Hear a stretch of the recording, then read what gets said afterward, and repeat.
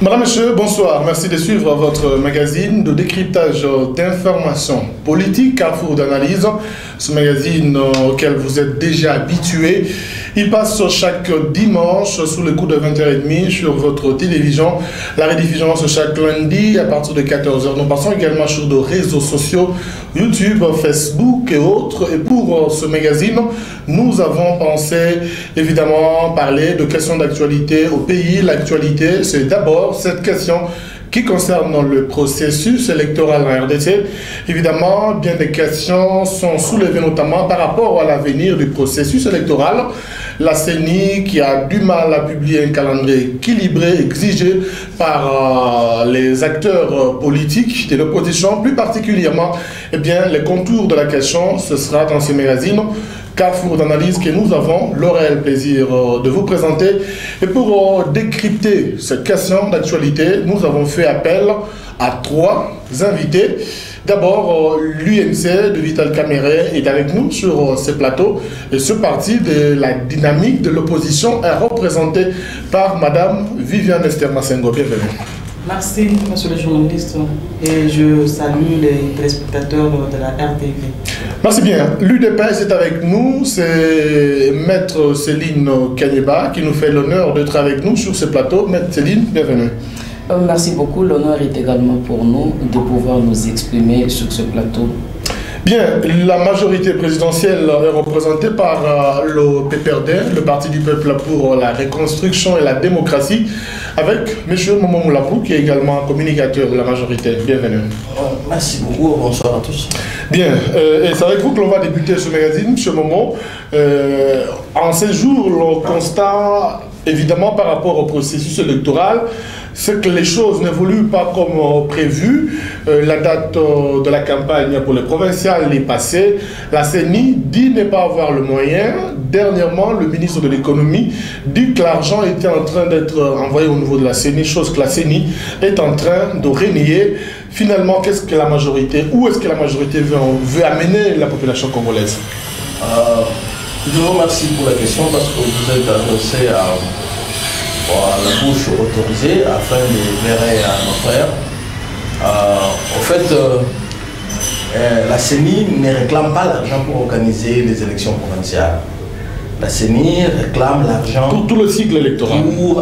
Non, pas pour le cycle électoral, pour établir un autre calendrier électoral devant prendre en compte les recommandations de la Cour constitutionnelle ainsi que les desiderata de la classe politique, parce qu'en fait, vous savez que malgré tout ce qu'on dit sur nous, nous sommes le parti qui écoute le plus, et souvent, après, on se retourne contre nous, on nous dit responsables de les avoir encore écoutés. Ceux-là qu'on écoute, après, ils reviennent et disent que nous sommes coupables de les avoir entendus, il fallait nous imposer. Bon, je ne sais pas. C'est quelle conception de leur démocratie. Mais c'est ça la situation. La situation, c'est que la CENI réclame l'argent pour refaire un autre calendrier et pour reprendre le tout en compte. Parce qu'au stade actuel, on ne peut pas continuer avec l'ancien calendrier parce que la Cour suprême a donné comme injonction que l'on reprenne tous les nouveaux majeurs afin de reprendre avec le cycle électoral. Donc, il n'y a pas de confusion. Le ministre a dit qu'on envoyait l'argent.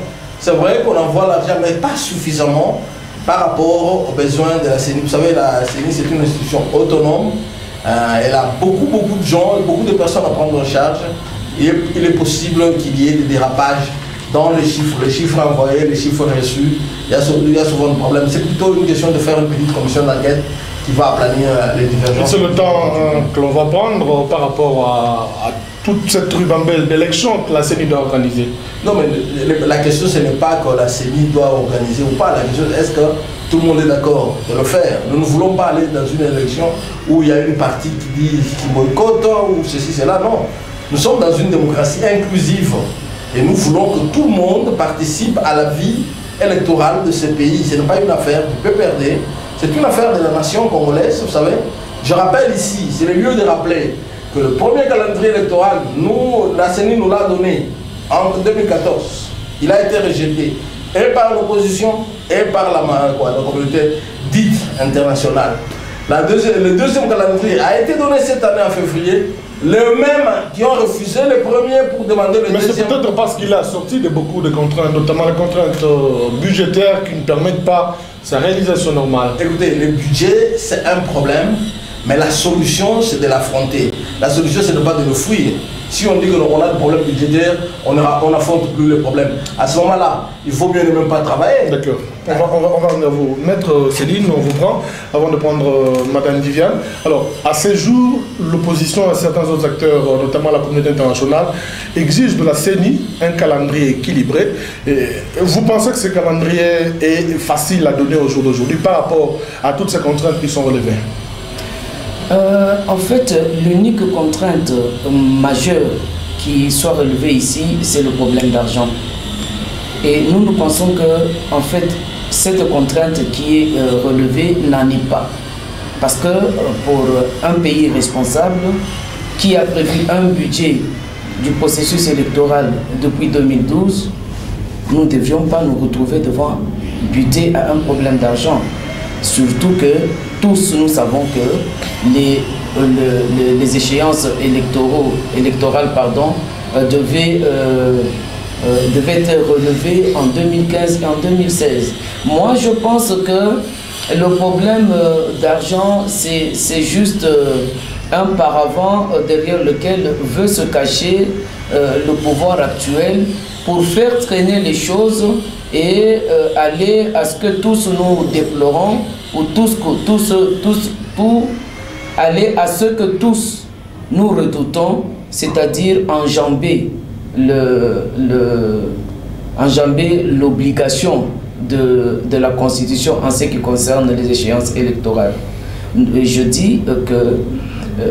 dis que c'est tout à fait normal si on émet un calendrier qui ne satisfait pas toutes les parties, et que certaines parties puissent réclamer un rééquilibrage du calendrier, mais je ne vois pas en quoi le changement de calendrier peut avoir pris tout ce temps. Pourquoi tant de mois? Qu'est-ce que vous lisez entre les lignes, ce temps que cela est en train de prendre? Pardon? Qu'est-ce que vous êtes en train de lire entre les lignes par rapport à ce retard? Et pour moi, je dis que le pouvoir nous mène là où nous avions, à ce que nous avions décrié dès le début, c'est que le pouvoir ne veut pas organiser les élections. Donc vous lisez pas une volonté d'aller aux élections? Il n'y a pas de volonté d'organiser les élections. Il n'y a pas de bonne foi pour assurer les besoins de l'organisation de ces élections. D'accord. Alors, Madame Viviane, quelle lecture faites-vous par rapport à cela? Le calendrier est en train de traîner. Qu'est-ce que vous lisez entre les lignes par rapport à l'organisation des prochaines élections RDC? Merci, monsieur le journaliste, pour la question. Je pense que nos amis de la CENI et nos amis du pouvoir, ils sont en train de jouer à un jeu que eux-mêmes connaissent les tenants et les aboutissants.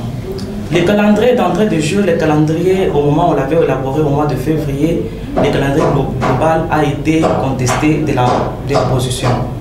Ils avaient fait voir, l'opposition avait fait voir à la CENI que ce calendrier était irréaliste et que ça ne pouvait pas s'appliquer parce que les calendriers étaient vraiment serrés. Et je me rappelle même qu'il y a eu certaines propositions faites pour réaménager ce calendrier. Oui, oui, les propositions qui n'ont pas pris en compte. C'est-à-dire que ce calendrier d'emblée de vue était déjà trop serré et que ça ne pouvait pas être réaliste. On leur a demandé de revoir les calendriers, ils ont dit non.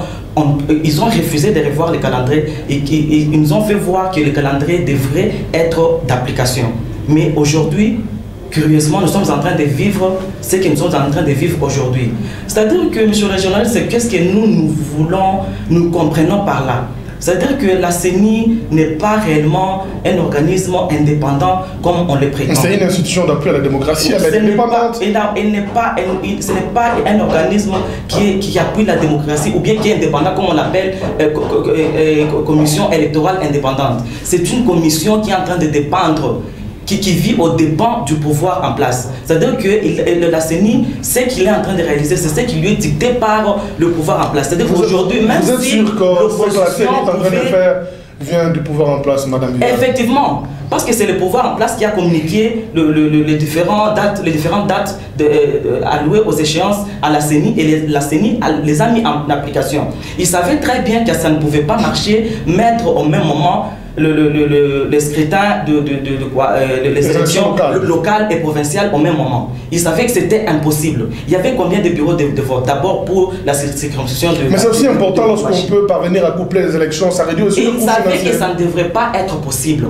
Parce que d'abord, pour commencer, le moment du dépôt des candidatures aux élections provinciales, la CENI n'avait pas reçu l'argent, l'enveloppe qu'il avait demandé au niveau du pouvoir. Il n'avait même pas reçu, même pas 50% de l'argent qu'il avait demandé au pouvoir pour organiser d'abord l'opération. Qui bloque? C'est la CENI ou c'est le pouvoir en place? C'est le jeu entre la CENI et le pouvoir en place. Et son ami, et leur allié, la Cour constitutionnelle, qui vient encore enfoncer davantage. D'accord, donc vous pensez que la Cour constitutionnelle aussi... Oui, aujourd'hui c'est la Cour constitutionnelle qui a demandé à la CENI, il demande au pouvoir de mettre en place des dispositions exceptionnelles et transitoires. Il demande à la CENI d'organiser les élections qui sont importantes. Qu'est-ce qu'ils sont en train d'entendre? Est-ce qu'il y a une élection importante et une autre élection qui On va y revenir par rapport à la législation. Nous allons y revenir, Madame Viviane. À ce moment, finalement, vous avez suivi. On évoque la question de la volonté qui n'est pas dans le chef de pouvoir. Et votre réaction rapidement par rapport à tous ces éléments qui sont évoqués? Mon deuxième co-débatteur m'a beaucoup fait sourire parce qu'elle fait un jugement à partir de ses affirmations. C'est-à-dire qu'elle suppose et ensuite elle tire les conclusions à partir de ses suppositions. Je ne sais pas, ça vient d'où? Ce sont les réalités qu'elles sont en train de vivre. Allez-y. Merci. Je crois que accuser les gens, oh, telle à telle intention, cela relève des commérages. Nous n'allons pas faire ça sur ce plateau. Nous allons nous en tenir aux faits. Dieu merci, une de mes collaboratrices, c'est un avocat. Donc elle va me protéger même si elle est de l'autre côté. Allez-y, allez-y. Alors, qu'est-ce que je veux dire? Je veux dire que quand on a publié le calendrier et qu'eux, ils ont lu dans leur boule de cristal et qu'ils ont découvert que nous n'avions pas la volonté, hein? Pourquoi est-ce qu'ils ne nous ont pas aidés à aller jusqu'au bout afin que nous soyons réellement coincés dans notre mensonge? Au contraire, ils ont, entre guillemets, joué les jeux en disant non et nous disons oui. Et finalement, ils disent que non, c'est nous les responsables. Donc, on avait, comme ce téléphone au milieu, et tire, nous tirons, et à la fin, c'est nous qui sommes responsables. Et quand ils ont mais c'est le pouvoir qui dirige, finalement, qui doit doter la CENI de moyens conséquents pour l'organisation des élections de ce moment. Monsieur José Mukendi, rassurez-vous, nous sommes dans une démocratie. Nous ne sommes plus au stade où les pouvoirs décident. Nous décidons ensemble, parce que ce qui arrive aujourd'hui, c'est la conséquence de nos agissements à tous. Nous, on a choisi de soutenir l'opposition et la majorité. C'est une conséquence logique des deux. Et l'opposition et la majorité. Qu'est-ce qui se passe? Nous, on a reçu les calendriers électoraux. Écoutez, quand on dit la CENI est notre allié, c'est encore une autre, excusez-moi le terme, une autre, je ne sais pas, hein, je disais ici. Une autre accusation fortuite, c'est ça. Gratuite. Parce que ces messieurs ou ces dames de l'opposition ont des représentants au sein de la CENI. Si l'UDPS, par exemple, qui va dire que non, ils ne vont pas écouter. Il faut ajouter ça. Il faut que je majoritaire. Il faut que je le dise. Madame, s'il vous plaît, si je faisais la même chose, je ne parlerais pas. Allez-y, monsieur Momo. Alors, qu'est-ce que je veux dire? Je veux dire, la CENI est composée équitablement des membres de l'opposition et de la majorité. Et les décisions se prennent par vote. Donc, il n'y a pas quelqu'un qui est plus écouté qu'un autre. C'est ce qu'ils ont voté qui s'applique. Malheureusement, il s'est fait que nous, nos représentants, quand ils sont là-bas, quand ils doivent prendre des décisions, ils viennent nous consulter et nous disons, non, nous pensons ceci, cela. Mais eux, quand ils reçoivent leurs représentants auprès de la CENI, ils refusent de les écouter. Ils leur disent, bon, ça la bilo qu'on habite. Comment décanter la situation actuelle? Parce que finalement, la CENI ne publie pas le calendrier. Non, elle ne donne pas de moyens conséquents. Non, non, nous donnons les moyens. Nous donnons les moyens. C'est que madame a dit à propos de l'argent des élections provinciales. Il ne s'est jamais posé un problème d'argent des élections provinciales. Il s'est posé un problème d'une élection des gouverneurs qui est hautement plus problématique que ça. Madame qui est juriste, je ne veux pas me donner... Pourquoi une élection comme celle de gouverneur devient hautement problématique? Nous avons un problème. Ou c'est parce que c'est une élection improvisée? Non, ce n'est pas improvisé. Ce n'est pas improvisé. Vous savez, nous avons un problème des députés qui ont glissé. C'est là toute une suite de quoi. Faites un débat un jour autour de ces sujets. Nous allons nous étendre. Mais je voudrais dire ici que ce qui s'est passé, c'est que les délégués de l'opposition au sein de la CENI, quand ils parlent à leurs dirigeants de parti, ils ne les écoutent pas. Quand les décisions viennent de la CENI, ces gens, au lieu de partir auprès de la CENI et obtenir des aménagements, eux, ils préfèrent le faire dans les médias. Ça veut dire quoi? Et dans la presse. L'opposition étouffe l'évolution. C'est l'opposition qui étouffe le fonctionnement de la CENI. Nous avons un problème, c'est vrai que chez nous, nous avons un problème de financement. Nous n'avons pas beaucoup trop d'argent au point de vouloir faire tout ce qu'on veut, mais est-il que le peu qu'il y a peut suffire à faire des choses si jamais l'opposition et nous décidons d'être responsables devant cette nation. Merci. Parce que jusque-là, il n'y a que la majorité qui répond auprès de la CENI en disant, à chaque fois que le calendrier sort, nous disons oui. Vous avez entendu une dernière accusation que la majorité aurait la Cour constitutionnelle dans sa poche. Ça, vraiment... On va y revenir. C'est vraiment scandaleux que cela se dise dans un débat de personnes censées diriger un jour ce Katangé. C'est le choix. Est-ce qu'ils vont nous faire confiance s'ils savent que nous prenons les magistrats dans notre poche? Merci, on va revenir à vous. C'est vraiment honteux, c'est que madame a dit. Je suis vraiment désolé. D'ailleurs, on en parle avec personne responsable ne peut pas dire ça. S'il vous plaît, M. Momo, dans le tout premier arrêt de la Cour constitutionnelle, Maître Céline, la Cour constitutionnelle demande ou précise qu'avant toute autre, l'organisation de toute autre élection, il faut d'abord l'organisation des élections de gouverneurs. Or, le Premier ministre a dit que le pouvoir n'avait pas de moyens conséquents pour organiser les élections de gouverneurs et vice-gouverneurs de nouvelles provinces. Et quelle lecture faites-vous entre lignes par rapport à cela? Parce que les élections de gouverneurs, l'argent n'est pas là. Je vous remercie, mais je voudrais quand même relever certaines choses qui risquent d'induire nos téléspectateurs en erreur. Allez-y, maître. Pourquoi nous appelons ceux qui sont au pouvoir, qui sont de la majorité? C'est tout simplement parce que dans toutes les institutions du pays, ils sont majoritaires. Nous, l'UDPS, nous avions demandé à nos députés qui étaient élus en 2011 de ne pas participer à l'Assemblée nationale et à toutes les institutions parce que nous connaissons l'esprit de ceux qui dirigent aujourd'hui. Nous savons qu'ils ne dirigent pas pour l'intérêt du peuple, mais ils dirigent pour leur propre ventre. Mais eux, ceux qui nous ont écoutés ne sont pas allés participer. Mais la majorité, ceux qui ne nous ont pas ceux qui ne nous ont pas écoutés, les députés de l'UDPS, sont allés travailler. Bon, ils sont allés travailler pour leur propre compte parce que ce que nous leur avions prédit est arrivé. À la CENI, nous avons quelqu'un qui avait été élu par les combattants de l'UDPS, par la population congolaise, par la ville de Kinshasa. Mais il est allé siéger non pas pour le compte de l'UDPS, il est allé siéger pour son propre compte. Parce que nous leur avions demandé de ne pas aller siéger. C'est ainsi que tout ce qu'ils prennent comme décision, tout ce qu'ils font comme action, ils le font à leur propre compte. Il ne faut pas dire que nous ne voulons pas les écouter. Nous avons une vision, nous avons une politique, nous avons une mission. Nous connaissons et nous maîtrisons la vie politique et les acteurs politiques de cette nation. Que dites-vous par rapport à ce que M. Momo dit? La CENI n'avance pas, l'opposition qui est tout fort. La CENI n'avance pas. C'est eux qui dirigent. S'il vous plaît, monsieur le journaliste, si aujourd'hui le gouvernement décide de mettre à disposition de la CENI tout le budget qui avait été prévu depuis 2012, les finances, moi je pense qu'il n'y aurait pas de problème. J'ai lu quelque part que la majorité s'est réunie et que M. Joseph Kabila a déclaré qu'il est prêt pour aller aux élections. Mais, même demain, il a bien qu'il n'a pas peur de l'opposition. Qui a dit qu'il a peur des élections? Nous disons seulement qu'il donne l'argent. C'est lui qui dirige le gouvernement. Et le gouvernement donne injonction pour libérer les finances. Mais qu'ils le disent tout simplement, allez libérer autant d'argent qui avait été prévu pour les élections.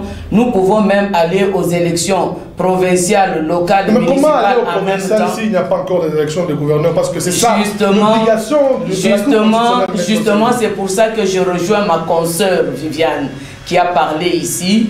Elle a parlé ouvertement.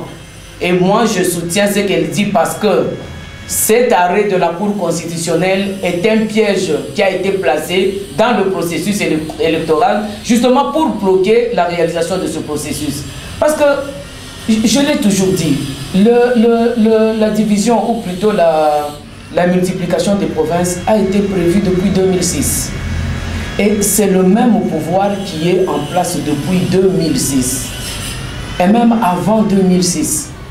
Donc ils ont eu tout le temps de commencer à mettre en pratique la répartition des provinces pour qu'aujourd'hui elles ne constituent pas un problème aux élections qui devaient avoir lieu. Si le mandat aussi est-ce qu'aujourd'hui... Vous seriez peut-être le premier à dire que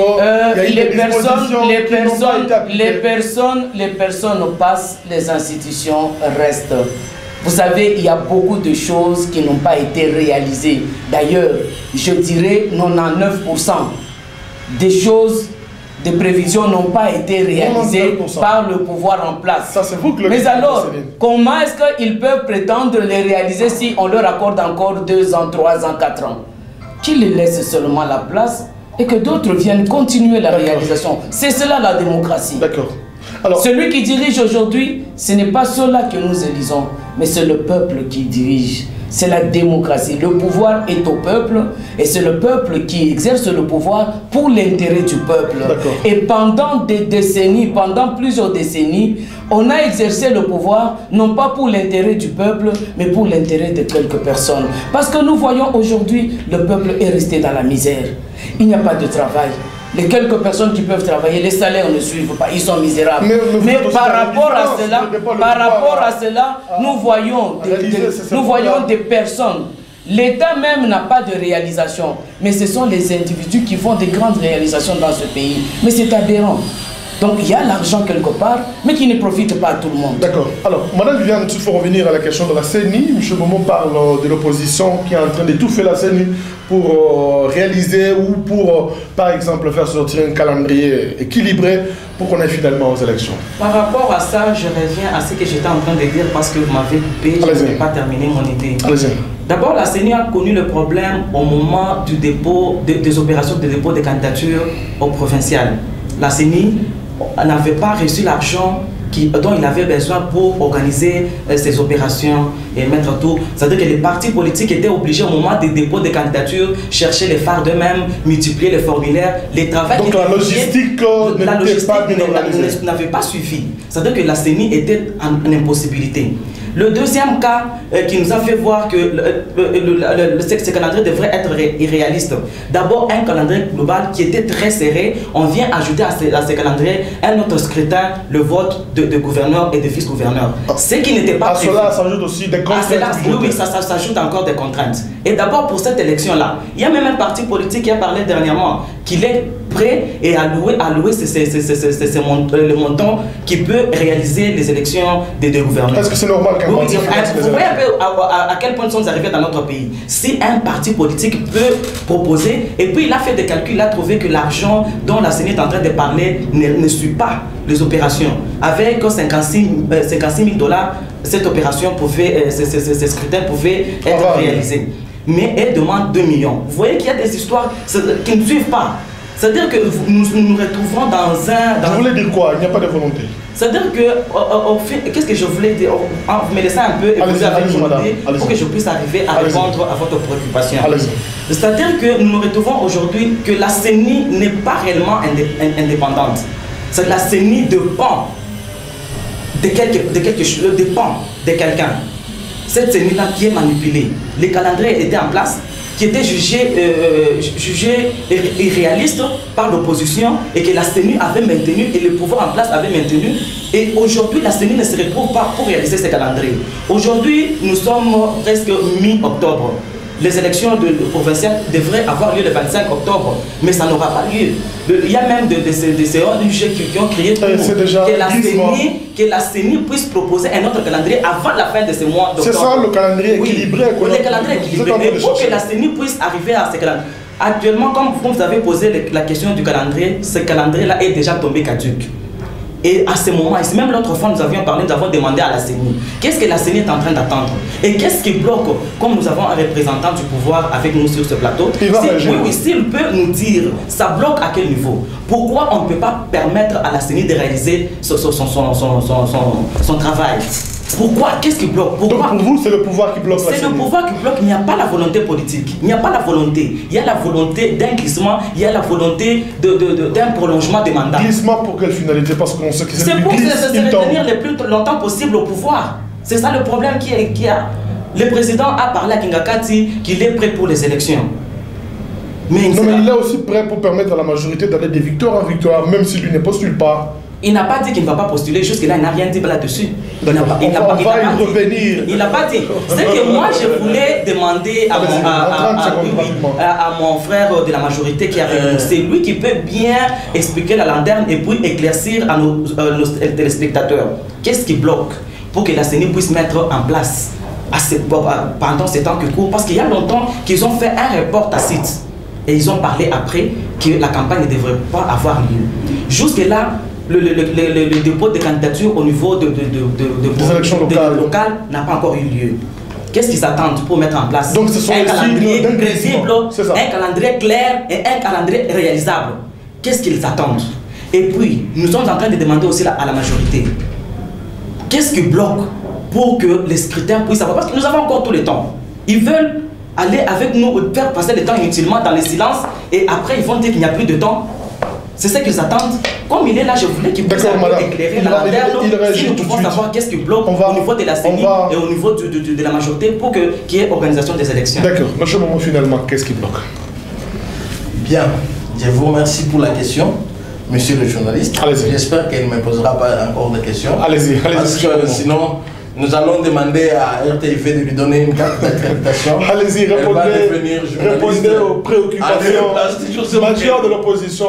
Non, je n'ai pas besoin de répondre aux préoccupations de l'opposition, je réponds aux questions des journalistes. Allez-y, monsieur Momo. Alors, je veux dire ceci.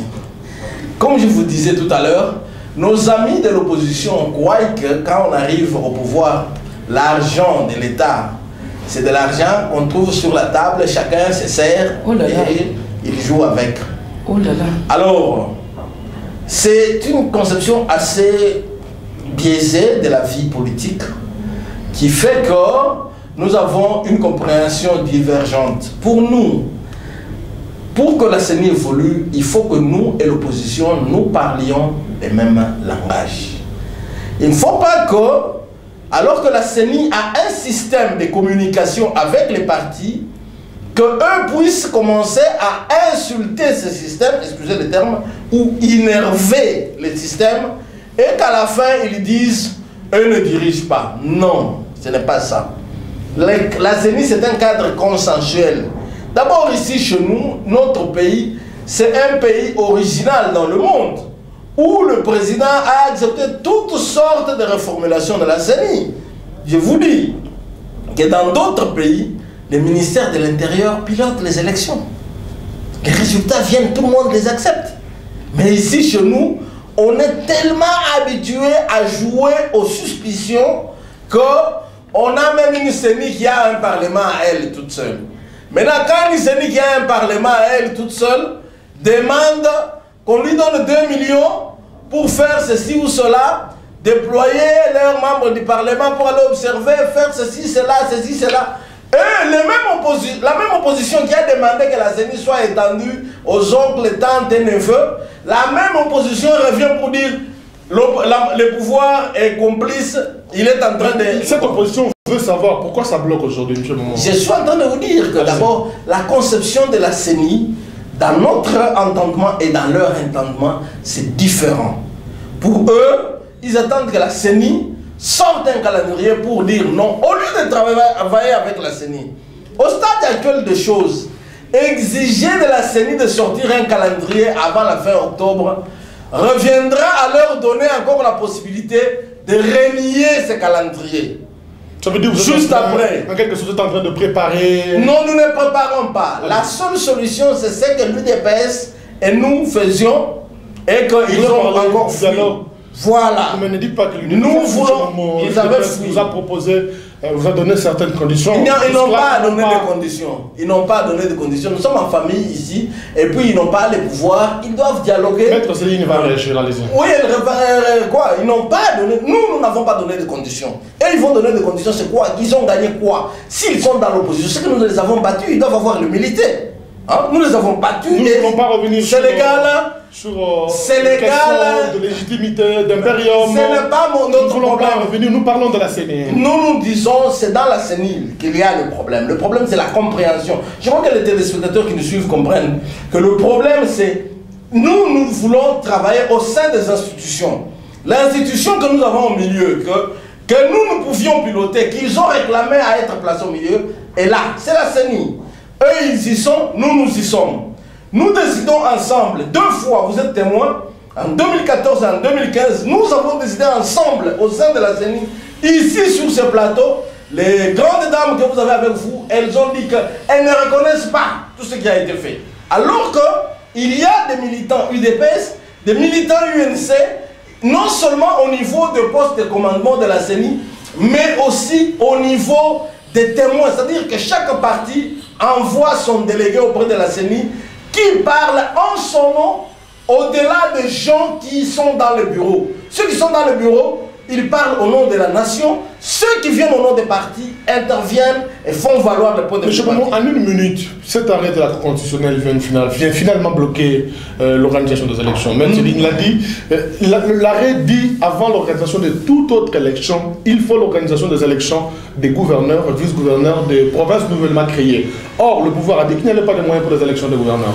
Non, personne n'a dit qu'il n'y a pas de pouvoir, de l'argent pour le Premier ministre l'a dit, M. Momon. Je voudrais justement clarifier. Le Premier ministre a dit, par rapport au budget initial qui est annuel, il n'y avait pas de prévision de 2 millions de dollars ou 2 millions 50 ou 500 à donner pour ces élections.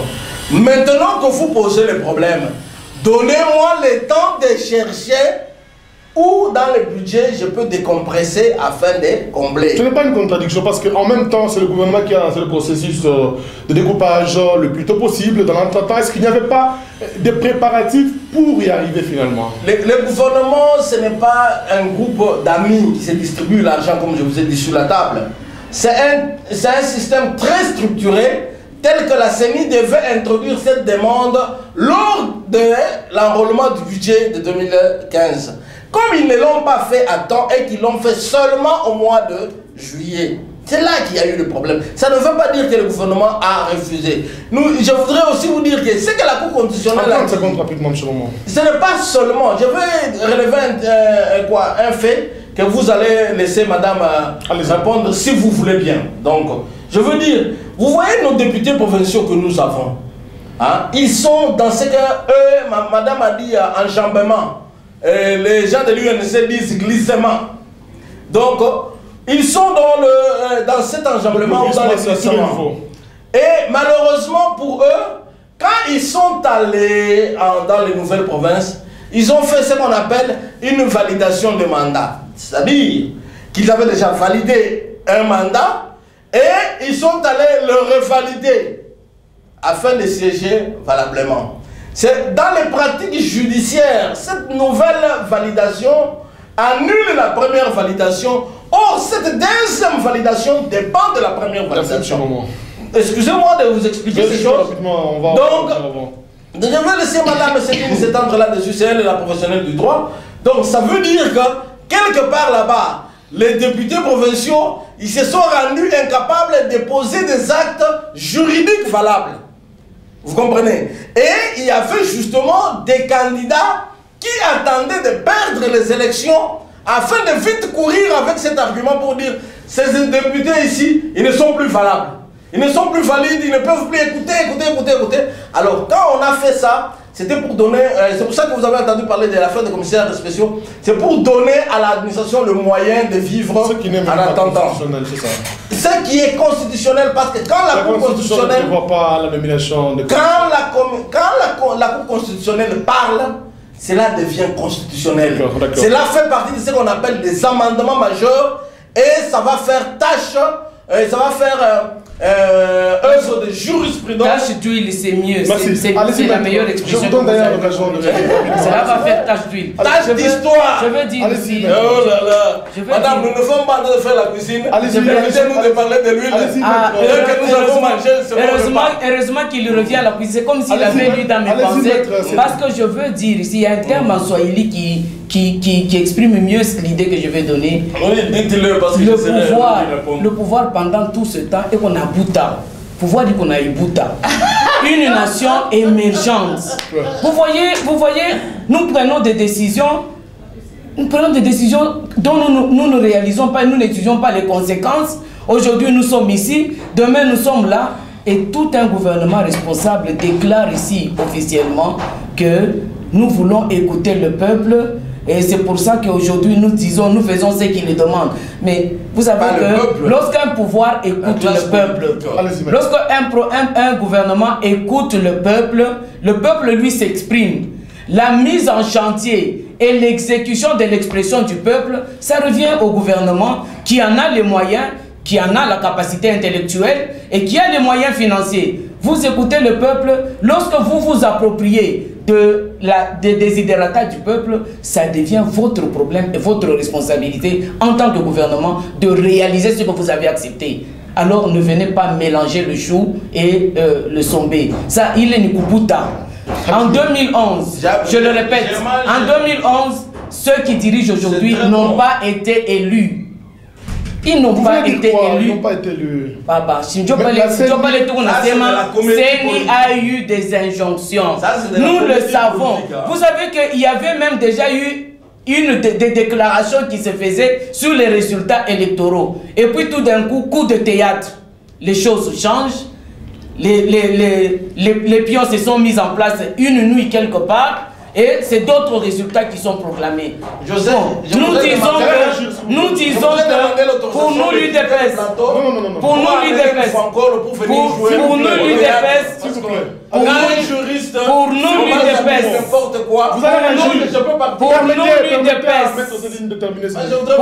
l'UDPS, mais l'épreuve de ces élections-là, un travail qui a coûté l'argent.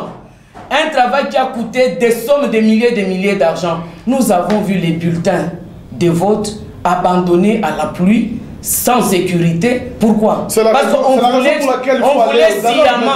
voulait sciemment les détruire pour qu'il n'y ait plus de preuves. Oui, nous avons accepté le dialogue. Mais nous disons, puisque nous avons des problèmes avec ceux qui sont en face de nous, ils ne peuvent pas en même temps être juges et partis. Nous disons que tous les deux, et ceux qui sont en face de nous, et nous sommes au parti, cherchons un juge qui soit neutre, qui puisse nous départager. Vous ne faites pas confiance à l'autre. La confiance se gagne, la confiance ne s'impose pas. Le peuple congolais a vécu des choses horribles avec le gouvernement qui s'est perpétué pendant des années et le peuple congolais a perdu sa confiance. On ne peut pas obliger le peuple congolais à avoir confiance. Voilà pourquoi il y a cette présence de méfiance dans tout ce qu'ils prennent comme décision, dans tout ce qu'ils prennent comme stratégie. Le peuple se dit, est-ce qu'il n'y a-t-il pas encore un piège? Parce qu'il n'y a plus de confiance. La relation entre peuple et gouvernant n'est plus et n'existe pas. Et comment la rétablir? Il faut la rétablir par des élections crédibles, démocratiques, et avant d'y aller, transparentes, il faut un dialogue, libre. Le dialogue que l'UDPS... Oh non, le dialogue, vous savez, le dialogue c'est juste, nous voulons un terrain qui puisse permettre que ce que nous disons là, ce sur quoi nous allons nous accorder, soit couché quelque part et qu'on dise, voilà, nous ne pouvons plus sortir de ce cadre-là. Vous avez accepté, alors allons vers ce que nous nous sommes accordés. C'est quelque chose où nous voulons voulons forcer la main. C'est comme dans un couple ou dans une famille où les gens ne parviennent pas à s'entendre entre eux. Nous appelons une personne étrangère qui vient, qui les met ensemble, qui dit « Moi, je suis témoin de ce que vous allez dire ici. Vous serez obligé de vous soumettre à ce que vous allez dire ici. » Ce n'est que ça. D'accord. Madame Viviane, votre action, qu'est-ce qu'il faut faire finalement? La dynamique de l'opposition que votre parti politique appartient veut les élections sans dialogue. Vous pensez qu'aller directement aux élections sans dialogue peut résoudre certaines irrégularités que l'UNC avait déplorées à son temps? Merci. Actuellement, la dynamique de l'opposition et l'UNC, parce que nous sommes là, nous sommes ensemble, la dynamique demande à ce que la CENI puisse accepter. Parce qu'actuellement, nous voyons que la CENI est bloquée.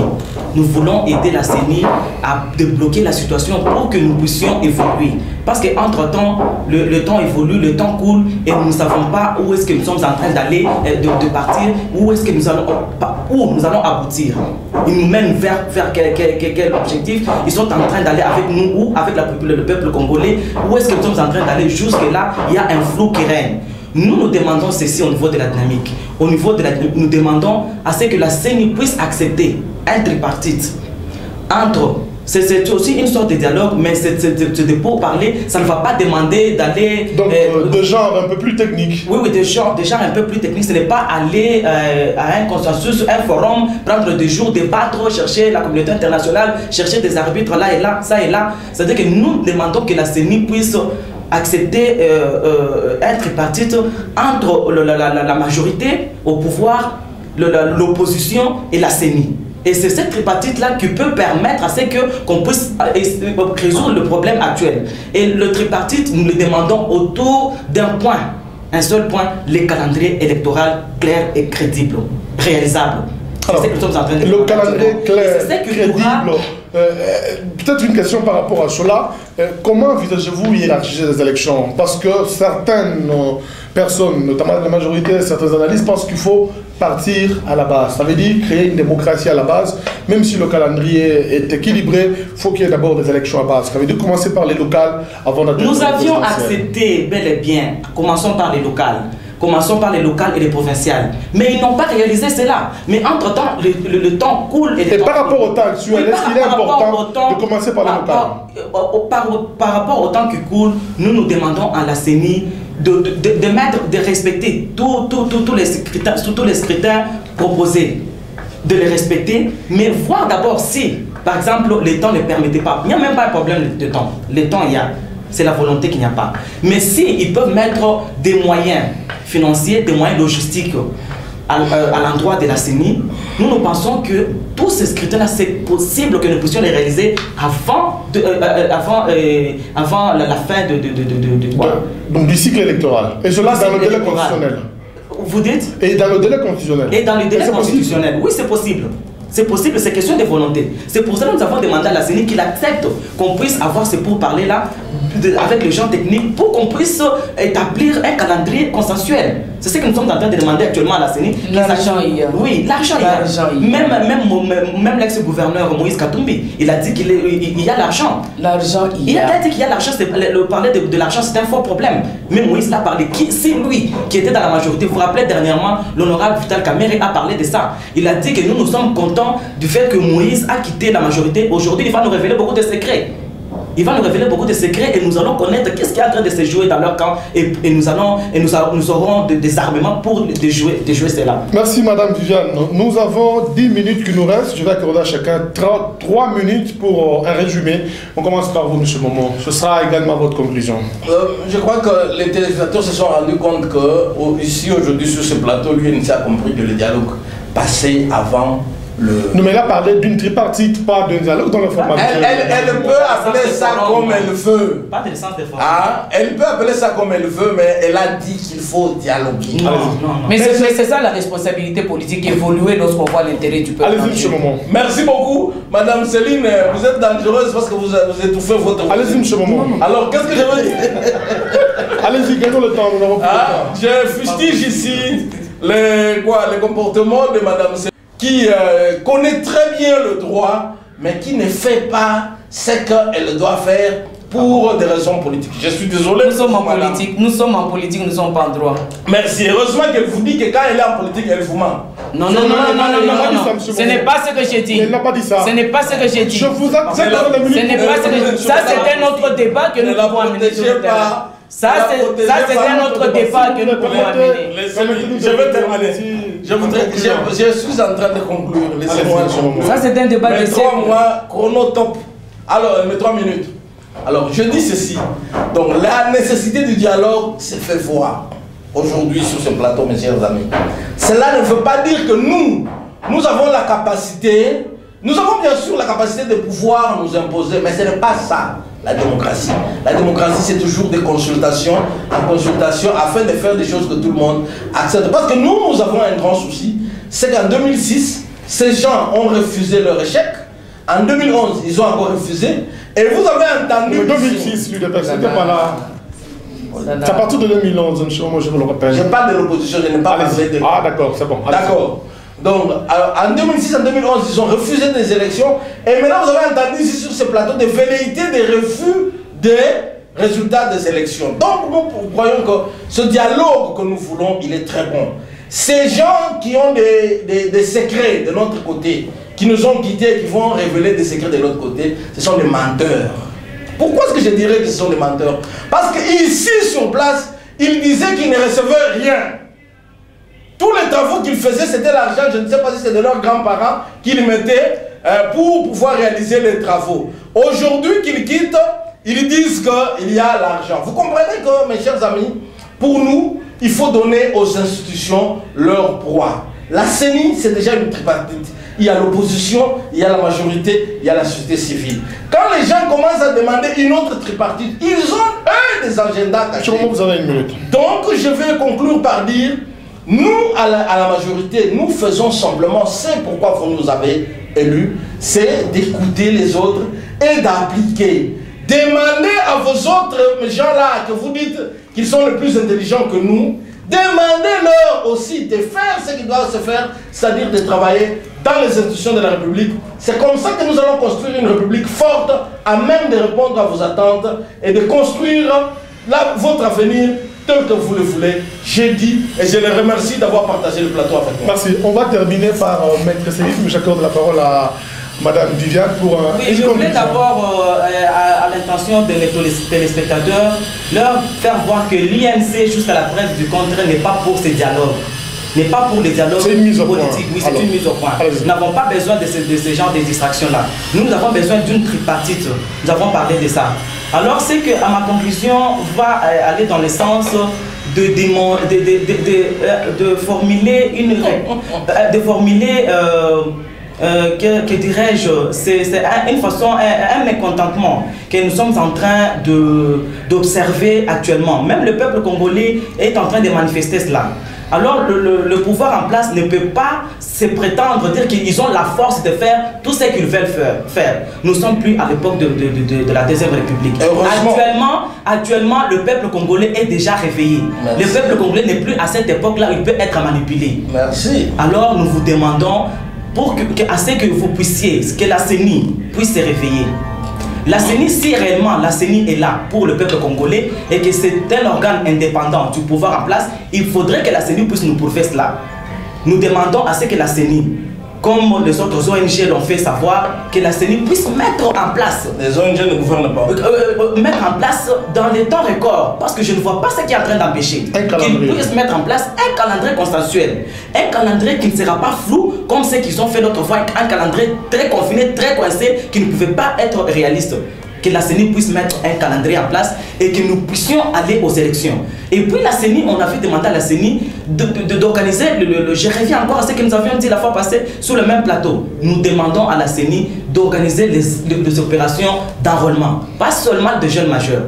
Revoir les fichiers de toute la population, parce qu'on doit revoir le fichier électoral en général, parce qu'il est entaché de beaucoup. Je vous accorde 30 secondes. Il faut faire cet enrôlement. Là, vous revenez à l'idée de la majorité qui avait proposé, en fait, avec l'ONIP, pour recenser toute la population congolaise? Non, ça ne demande pas un recensement. Le recensement, ça va prendre beaucoup de temps. Ça ne demande pas un recensement, juste un abonnement, parce que le fichier était déjà là. C'est juste revoir le fichier et mettre un peu de l'ordre. C'est tout ce que nous sommes en train de demander. D'accord. Oui. Alors, et la CENI a tout le temps possible. Alors, nous ne voulons plus distraire le peuple congolais. Le peuple congolais est déjà assez mûr. Nous ne voulons plus qu'il nous amène à ces jeux-là, que la CENI puisse se ressaisir et reprendre sa place. D'abord, mettre en place les calendriers, organiser le fichier électoral, arranger, mettre de l'ordre, nettoyer le fichier électoral, et puis que nous puissions aller aux élections. D'accord, on va finir par vous, Maître Céline Kanyeba. Merci beaucoup. Nous sommes un parti de l'opposition non violente. Notre arme principale, c'est le parler. Et si nous demandons d'aller au dialogue, ce n'est pas une distraction, mais parce que nous avions prévu, comme tout prophète et comme tout visionnaire qui voit de loin, nous avions prévu qu'il y aurait un blocage dans le processus électoral. C'est ainsi que nous voulions amener ceux qui bloquent à être autour d'une table pour les amener à débloquer eux-mêmes pour que les choses puissent se réaliser dans les limites constitutionnelles. Vous savez, le peuple à qui nous nous adressons, c'est un peuple responsable. Ce peuple sait pertinemment bien qui ils ont élu, et en 2006 et en 2011. Et ce peuple demande que nous allions encore une fois aux élections en 2015-2016, parce que les élections, ce n'est pas seulement l'expression de la volonté pour ceux qui doivent nous élire, c'est aussi une expression de sanction pour ceux qui ont géré. Donc une élection sanction. Oui, oui. Nous devons aller aux élections. Ce sont les élections qui vont parler. Si vous nous voyez un peu inquiets, c'est parce que nous voulons que ce qui s'est passé en 2006, en 2011 ne se reproduise plus cette fois-ci, que ces élections soient entourées de toutes les conditions possibles pour qu'elles soient appelées réellement démocratiques, c'est-à-dire libres, transparentes et paisibles. Nous disons donc au peuple que nous mettons tout en œuvre, pour que ces élections puissent avoir lieu, parce que pour nous, c'est la seule arme que nous avons de pouvoir nous exprimer ensemble avec le peuple, et pour que nous puissions savoir qui le peuple choisit, derrière qui le peuple veut se mettre pour ses propres intérêts. Merci, Maître Céline. Madame et Monsieur Mérazine, Srofer, merci à tous ces trois invités. D'abord, Madame Viviane Esther Mwasengo. Je rappelle que vous êtes cadre de l'UNC. Merci d'avoir accepté notre invitation. Merci de m'avoir invité, Monsieur le journaliste, et je remercie la RTV. Bien, merci à Maître Céline Kanyeba. Je rappelle qu'elle est cadre de l'UDPS, Fédération des Lubumbashi. Je vous remercie également pour nous avoir invités sur ce plateau, et je remercie également nos contradicteurs pour avoir permis que nous puissions enrichir nos points de vue et illuminer le peuple qui nous suit. Bien, Monsieur Momo, je rappelle que vous êtes communicateur de la majorité présidentielle et cadre du PPRD. Merci d'avoir accepté notre invitation. Je vous remercie aussi. Bien, Madame et Monsieur Mérazine se referme. Je le rappelle encore, nous passons chaque dimanche à 20h30 la rediffusion lundi 14h. Nous passons également, pour ceux qui suivent des émissions sur les réseaux sociaux, cliquez Carrefour d'analyse. Vous suivrez l'intégralité sur Mérazine. Merci d'avoir été avec nous. L'on se retrouve la prochaine fois. Au revoir.